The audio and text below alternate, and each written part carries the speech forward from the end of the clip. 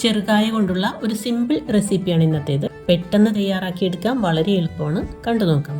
ഇതേപോലുള്ള 5 കായാണ് എടുത്തിരിക്കുന്നത്.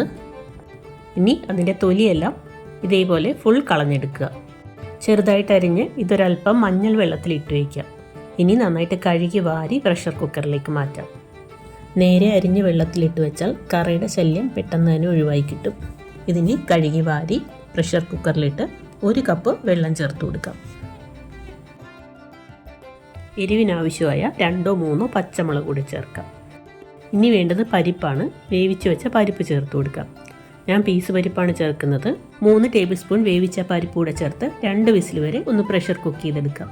ഇതായിപ്പോൾ കായെല്ലാം നന്നായിട്ട് വെന്ത് കഴിഞ്ഞു. ഇനി 1/4 ടീസ്പൂൺ മഞ്ഞൾപ്പൊടി ചേർത്ത് കൊടുക്കാം. ഇനി കറിക്ക് ആവശ്യമുള്ളതിൻ്റെ പകുതി ഉപ്പ് ചേർത്ത് കൊടുക്കാം. നന്നായിട്ട് ഇളക്കി കൊടുത്ത ശേഷം ഈ കറിയിലെ പ്രധാന ഇൻഗ്രീഡിയൻ്റായ മാജിക് ക്യൂബ് ചേർത്ത് കൊടുക്കാം. മാഗിയുടെ ചിക്കൻ ക്യൂബാണ്, അതൊരെണ്ണം ചേർത്ത് കൊടുക്കാം. ഇത് ഒരല്പം ഉപ്പ് മുന്നിട്ട് നിൽക്കുന്ന മസാലയാണ്. അതുകൊണ്ട് ആദ്യം ഉപ്പ് ചേർക്കുമ്പോൾ കുറച്ചളവിലേ ചേർക്കാവൂ. ഇതിന് ശേഷം പിന്നീട് നോക്കിയിട്ട് ആവശ്യമുണ്ടെങ്കിൽ മാത്രം ഉപ്പ് ചേർക്കുക. 3 ടേബിൾ സ്പൂൺ തേങ്ങ മിക്സിയിലിട്ട് ഒന്ന് ക്രഷ് ചെയ്തതിന് ശേഷം ചേർത്ത് കൊടുക്കാം.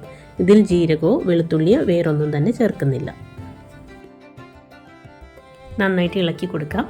ഇനി തിളച്ചു തുടങ്ങുമ്പോൾ ഫ്ലെയിം ഓഫ് ചെയ്യാം. ഇനി ഇതിലേക്ക് ഒന്ന് കടുക് വറുത്തിടാം. അതിന് 1 സവാള ചെറുതായിട്ട് അരിഞ്ഞതും 1 ഇഞ്ച് നീളത്തിലുള്ള ഇഞ്ചി ചെറുതായിട്ട് അരിഞ്ഞതും ഉണക്കമുളകും കറിവേപ്പിലയും. ഇതൊന്ന് വാടി കളറൊക്കെ മാറിക്കഴിയുമ്പോൾ 1 നുള്ള് മഞ്ഞളും ഒരൽപ്പം മുളക് പൊടിയും കൂടെ ചേർത്ത് വഴറ്റി ചേർത്ത് കൊടുക്കാം. സവാള എങ്ങും ഒരുപാട് മുരിഞ്ഞു പോകണ്ട, നന്നായിട്ട് ഇളക്കി ചേർക്കാം. ഇനി ഇത് ചൂടോടെ വിളമ്പാവുന്നതാണ്.